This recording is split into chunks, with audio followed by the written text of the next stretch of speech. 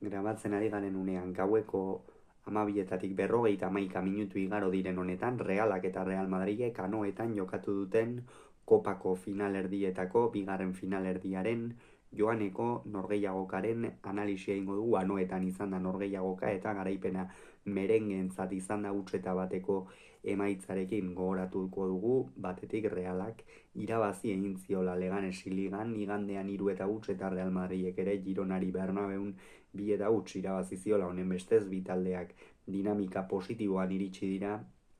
eta bi entrenatzaileek honako 11 hauen aldeko apustua egin dute. Realari dagokionez 4-3-3ko ekosistemarekin irten da Imanolen taldea. Alex Remiro izan da ATP-an,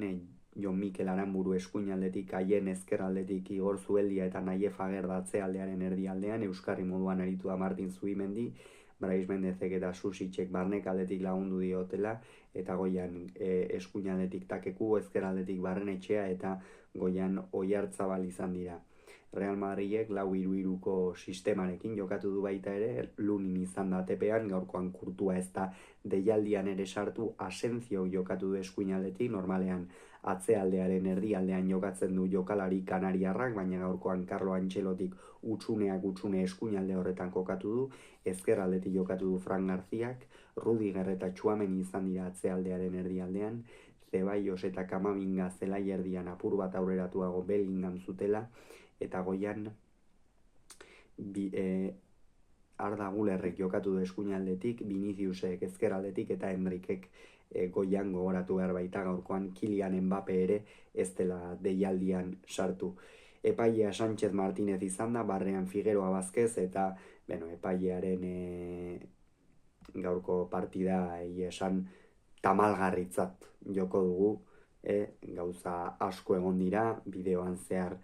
iruzkinduko ditugunak, baina lehenik eta bengoa zen baloiean erdigunea edo fokua jartzera. Partida hasieran ongi sartu da Real Madridek ere sarrera ona eman dio norgehiagokari, bi taldeak ohiko moduan atzetik ateratzen saiatu dira, behar bada Realaren presioaren intentsitatea altuagoa zen, zuten baloi bat galdutzat eman nahi txuri-urdinek eta bazekiten aukerak izan nahi bazituzten, alako norgehiagokak baitaki guzaiak izaten direla, bazekiten aukerak eduki nahi bazituzten, horre baliatu hartzutela behintzat Real Madriden atzealdeko gabezia hori edo ez, askotan Madrilgo taldeari kosta egiten baitzaio baloia atzetik ateratzea. Gaurkoa baina bikain atera dute, oso lan ona egiten ari da batez ere Dani Ceballos, hor Alabak eta Tchouaménik baloia zutenean askotan jaitsi da baloia hartzera, gero Vinicius ere eta baloiaren irteeran orokorrean jokalari guztiek lan oso ona egin dute eta horrek apur bat Realekoak jokozkanpo uzten zituen une askotan, jokozkanpo ez zentzu literalean, baizik eta jokozkanpo Real Madridek erasorako jokalari gehiago zituela esan nahi dut, eta alde horretatikan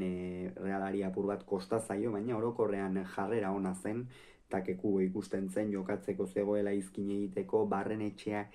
behar bada Midtjylanden aurka hobeto xeago aritu zen, gaurkoan apur bat desagertuago ibili dela esan daiteke,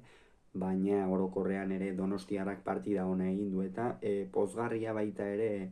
Susic eta Agerdek jokatu izan aurrekoan ikusten genuen, mina hartu zutela, Susic aldatu egin behar izan zuen bigarren zatian, Agerde ere osasun agiriek ez zuten albiste honik ematen, baina gaurkoan zelaian izan dira eta ziur Imanolek eskertuko zuela eureak zelaian izatea. Minutuak aurrera egin ala, partidak ez zuen kontrol handirik, bi taldeak oso baloia zutenean petrolioa atera nahian ibili dira, baina hemen sartu da apur bat Sánchez Martínezen lana edo ez, esango dugu, epailea ez dela bat ere finaritu gaurkoan anoetan, batzuek komunikatuak ateratzen dituzte eta gero ikusten da komunikatu horiek zenolako eragina duten epaileengan, eta gaurkoan hori nabarmen islatu da anoetako futbol zelaian, eta hor Takeku hori esate baterako bultzakada bat eman diote, area barruan ez du ezertxo ere adierazi eta ate alderazi joan, hori ziuraski areaz kanpo falta adieraziko zuen, eta niri iruditzen zait behingoz hasi beharra daukagula area barruan eta kanpoan irizpide berdinak erabiltzen. Askotan esaten baitugu area kanpoan errazago adierazten direla gauzak eta area barruan geixiago behar dela, baina niri iruditzen zait intentsitate berdinarekin egiten baldin badira faltak eta gerora berdin adierazi behar direla izan area kanpoan edo izan area barruan. Kontua da polemikarekin hasi da eta gerora 19. minutuan Reala erasoan zebilen, Bellingham baloia berreskuratu du, Agerde eta Zubeldiaren atzealdea desegin eginda, Hendrikek baloia hartu du ia zelai erdian, bakar-bakarri joan da lasterka Remiroren ateraino eta utxeta batekoa jarri du. Kolpe gogorra izan da Realarentzat, batez ere ongi jokatzen ari baitzen, baina hemen ikusten da Real Madridek duen kalitatea, jokalari hauek duten kalitatea ikeragarria dela, eta gaurkoan Hendrikek beste gol bat eginez ere erakutsi du. Realak baina ez du amore eman, jarraitu du ongi jokatzen, baina egia da Real Madridek esan daitekela Realaren kaos horren barruan edo oso eroso ikusi ditugula merengeak, gaurkoan utsune esango nuke Antxeloti pozik egoteko moduan dela, batez ere taldeak egin duen horreiagokagatik, eta gerora Realak ere ez du aukera garbirik izan, lehenengo zatian gainera gauza asko gertatu dira, ez zelaian tentsio handia zegoen, horrune batean norgehiagoka geratu dute, eta nik uste bigarren zati askoz ere intentsoagoa edo espero genuela krispazio aldetik eta baina zorionez esan behar da ez dela alakorik gertatu, baina hori lehen zatian ezer gutxi gehiago gertatu da. Jude Bellingham beste behin ere bere kalitatea erakusten gaurkoan anoetan, Vinicius behar bada ez da inbeste agertu beste partida batzuetan bezala, baina Real Madrid irabazten atera da lehen zatian, eta bigarren zatian Realak hobetu beharra zeukan. Hobetu batez ere aukerak sortzerako garaian, eta nik esango nuke egin duela. 45. minutuan, hau da, atseden aldian, Lucas Vázquez atera du Raúl Asenzioren ordez, Raúl Asenzioren horreiagoka beno gaur eskuin egal horretatik aritu da, egia da Ander Barrenetxeak ez diola lan handirik ipini, hor oso ongi aritu da batez ere Arda Güler estaldurak eta egiten lan handia egin du gaurkoan turkiarrak defenditu behartzenean defenditu, erasoan joan behartzenean erasora jo, eta nik uste Carlo Ancelotti konbentzitu duela gaurko norgehiagoka honekin, eta Lucas Vázquez irten da bigarren zatian, eta berak ere partida duina egin du, behar bada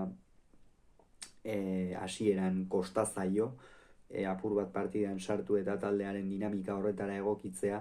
baina orokorrean partida ona egin du eta gainera atea utxean utzi du Madrilek, beraz zer gehiago ez. Baina Reala jarrera berdinarekin irten da bigarren zatian, presioan, baina Real Madrid ongi ateratzen zen, Kamavinga eta Ceballos hor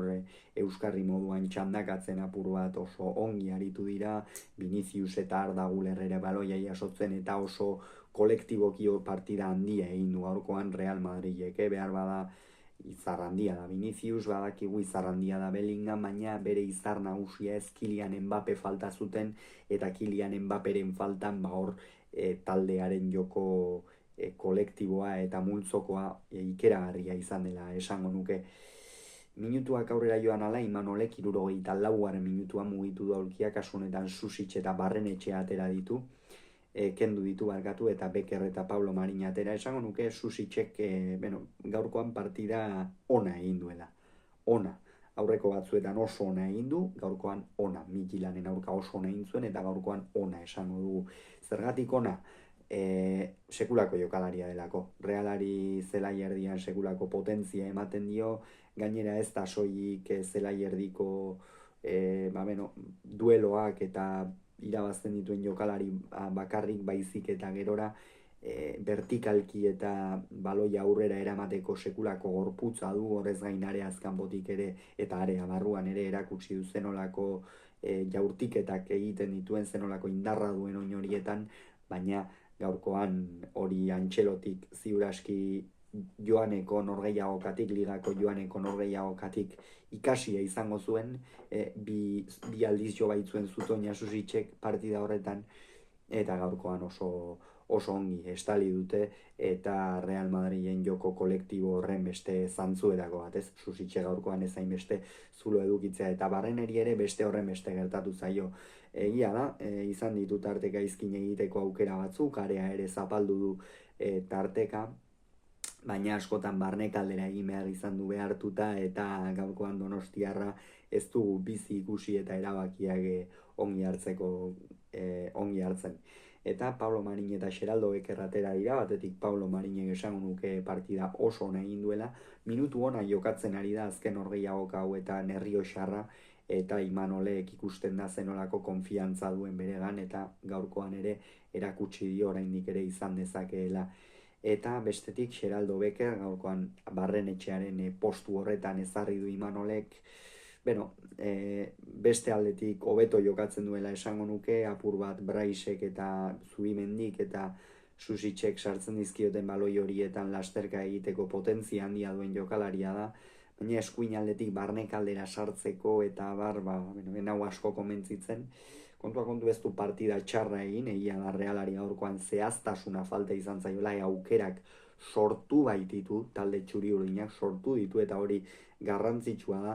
eta batzuetan baloia barrura sartzen da besteetan ez, baina aukera faltengatik behintzat etzen izango gaurkoan Realaren porrota. Eta minutuak aurrera joan ala partida geldotzen ari zen, Sánchez Martínezek esan gaurkoan esan dugun bezala Madrili dena baimendu dio, faltatxo guztiak hauetxek ere adierazi egiten zituen, gero denbora galtzen zutenean Real Madrilekoek abisuak soilik etzizkiet ere ematen, askotan lurrean ziren, benetan Sánchez Martínezen esan duguna, gaurko partida azteko modukoa izan da, eta minutuek aurrera egin ala, Endrik kendu du, alaba sartzeko, Endrik, gola egin du, baina orokorrean enuke esango etxaferuak botatzeko norgehiagoka egin duenik, oraindik ere ezin da ahaztu 18 urte besterik ez dituela, eta honen ondorio Antxelotik jokalari batzuk aldatu ditu, Endrik atera duenean, kasu honetan Vinicius punta bakar moduan utzi du, Guler eta Bellingham apur bat egaleratuz, eta Zeballos eta Kamavinga erdialdean finkatuz Txuamenirekin batera, eta sistema aldaketa honekin behar bada esango nuke Real Madrid apur bat hautsi egin dela, Realak zulo gehiago bilatu ditu, eta hori behar bada aztertu beharra dauka Antxelotik, Realak zulo gehiago bilatu baititu, gero 77. minutuan Agerde eta Oiartzabal kendu ditu, Agerde norgehiagoka gaurkoan oso ona izan da beste behin ere, aurrekoan izutu ginen,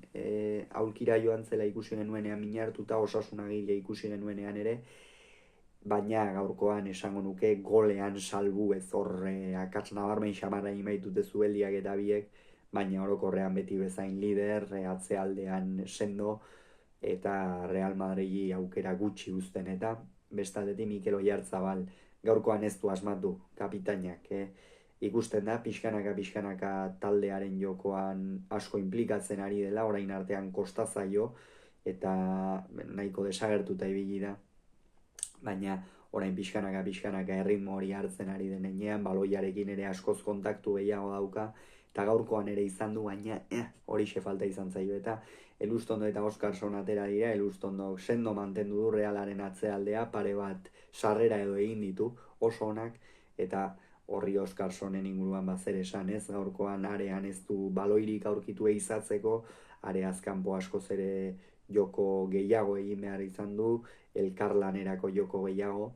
eta gaurkoan ez du eguna izan. Oskarsonen minutuak aurrera joan ala,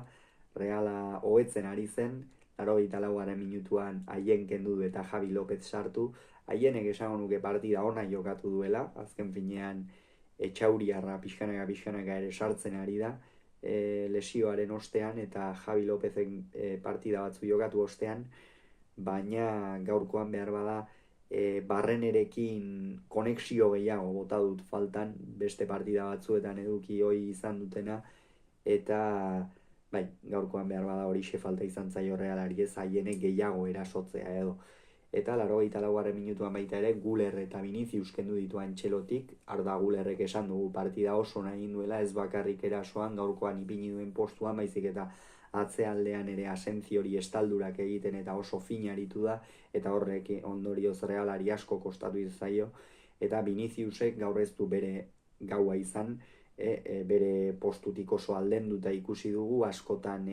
erdikaldean bezala kokatu du Antxelotik, eta hor ez da eroso jardun, nik uste